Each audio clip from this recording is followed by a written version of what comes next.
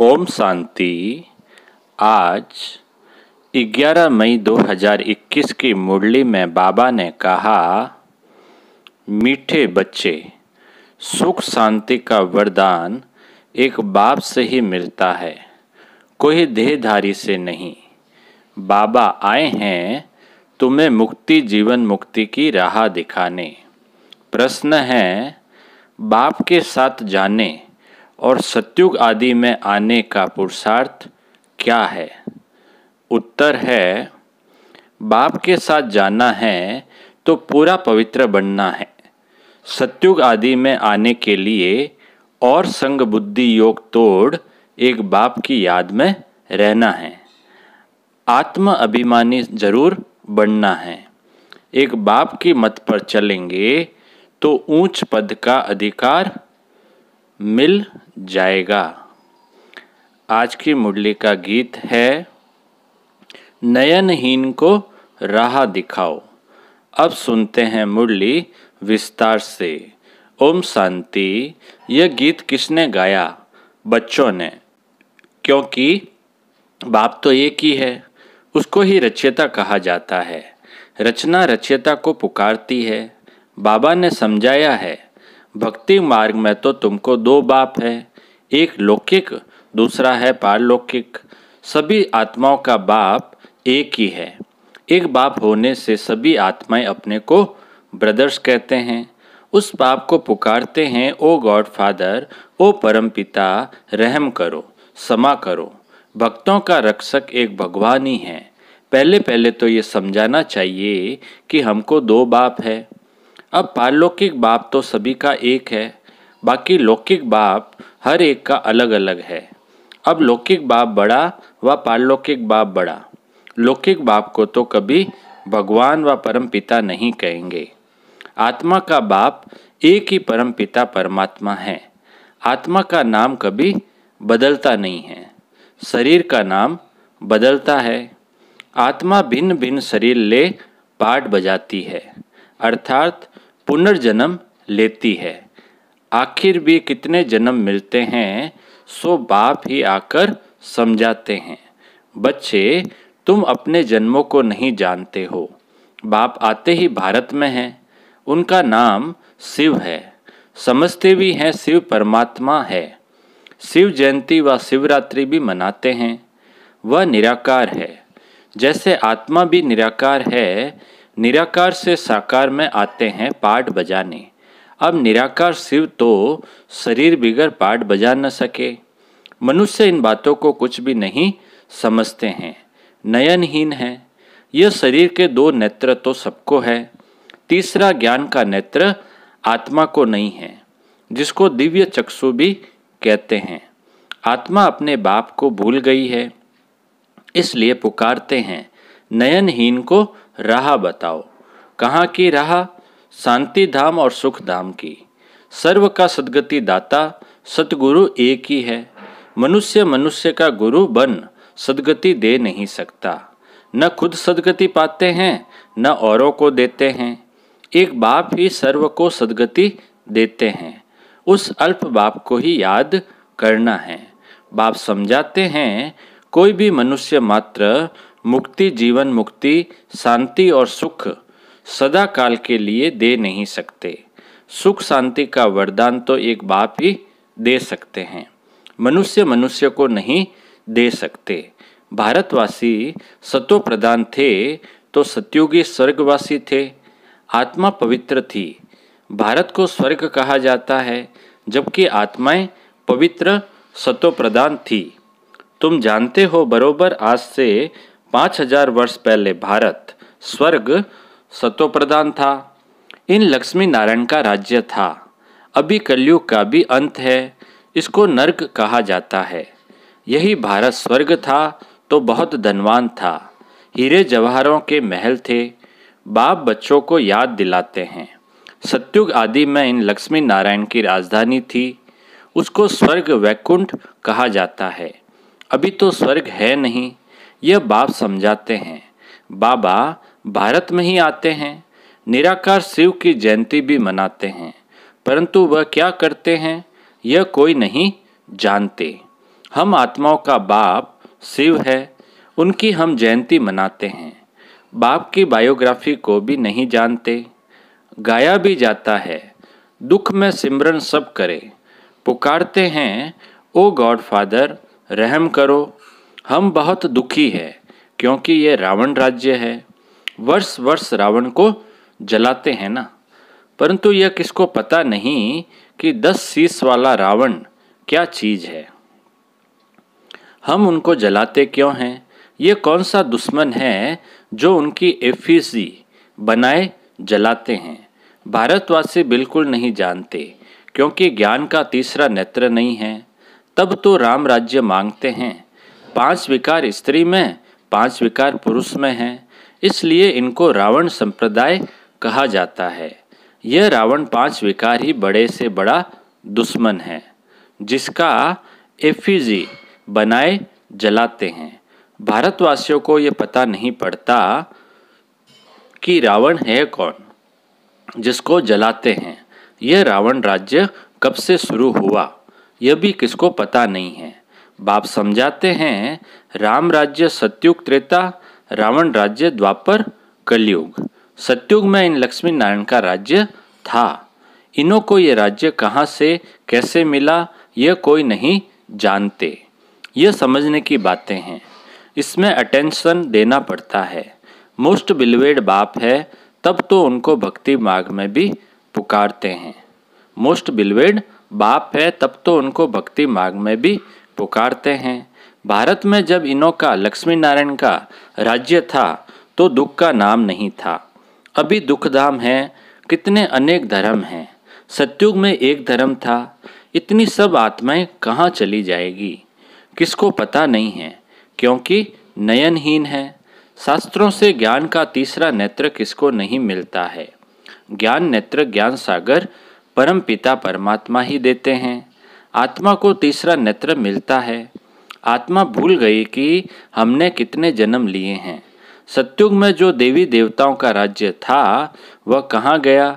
गाते भी हैं मनुष्य 84 जन्म लेते हैं, 84 का चक्र कहते हैं, परंतु कौन सी आत्मा 84 जन्म लेती है? जो पहले भारत में आते हैं वह थे देवी देवता, फिर 84 जन्म भोग अंत में पतित बन जाते हैं। गाते भी हैं हे पतित पावन, तो सिद्ध करते हैं हम पतित है, इसलिए पुकारते हैं हे पतित पावन हमें पावन बनाने आओ। जो खुद ही पतित है वह फिर औरों को पावन कैसे बनाएंगे? बाप समझाते हैं आधा कल्प भक्ति मार्ग में रावण राज्य 5 विकार होने के कारण भारत में इतना दुख को पाया है। 84 जन्म तो लेते ही हैं, उनका भी हिसाब समझाना चाहिए। पहले पहले सतयुग में है सतो प्रदान, फिर त्रेता में है सतो। आत्मा में खाद पड़ती है। बाप आते ही भारत में हैं। शिव जयंती है ना, और सभी आत्माएं तो क्या होगा? भारत कहते हैं शिव जयंती है ना, बाबा कहते हैं और सभी आत्माएं तो गर्भ में जन्म लेती है। बाप कहते हैं मैं साधारण बुढ़े तन में प्रवेश करता हूँ जिनका यह बहुत जन्मों के अंत का जन्म है। यह समझानी कोई एक को नहीं दी जाती।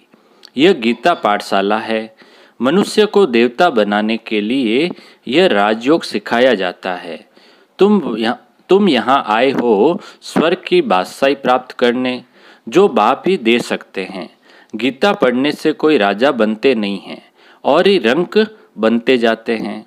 बाप गीता का ज्ञान सुनाए राजा बनाते हैं, औरों द्वारा गीता सुनने से रंक बन गए हैं। भारत में जब इन लक्ष्मी नारायण का राज्य था तो प्योरिटी, पीस, प्रॉस्पेरिटी थी। पवित्र गृहस्थ आश्रम था, वहाँ हिंसा का नाम नहीं था। फिर द्वापर से लेकर हिंसा शुरू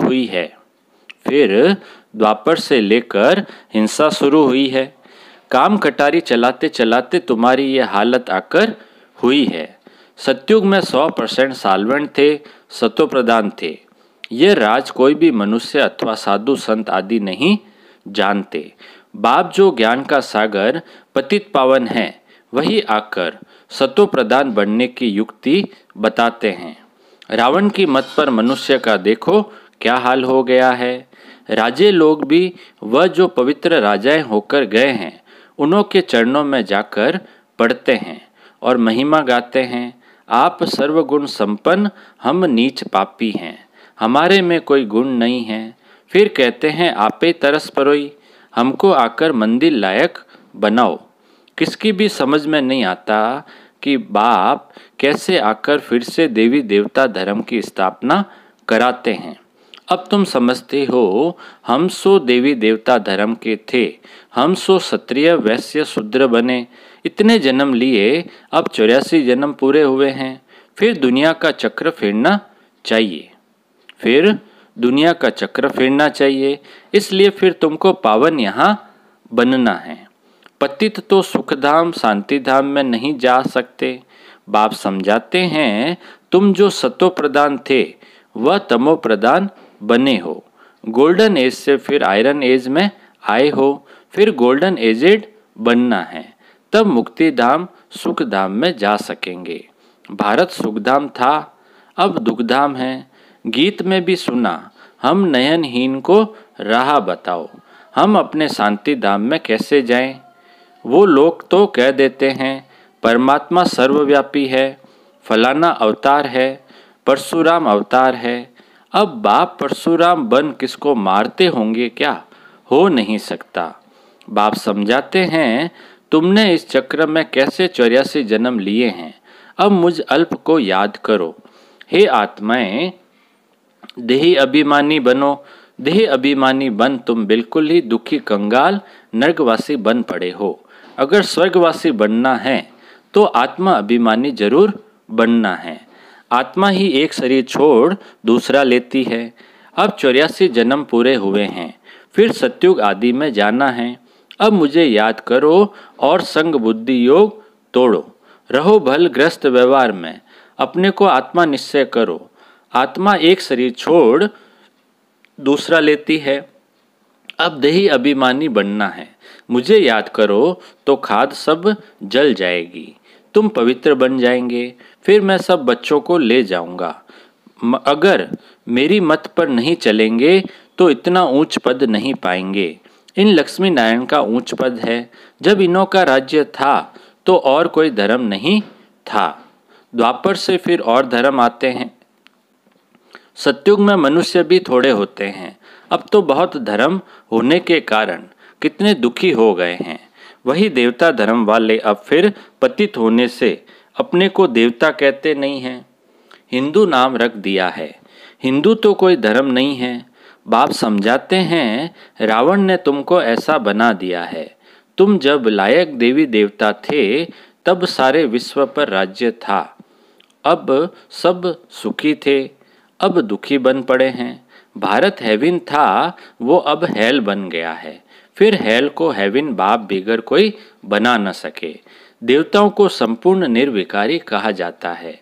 यहाँ के मनुष्य तो संपूर्ण विकारी है। इनको कहा जाता है पतित।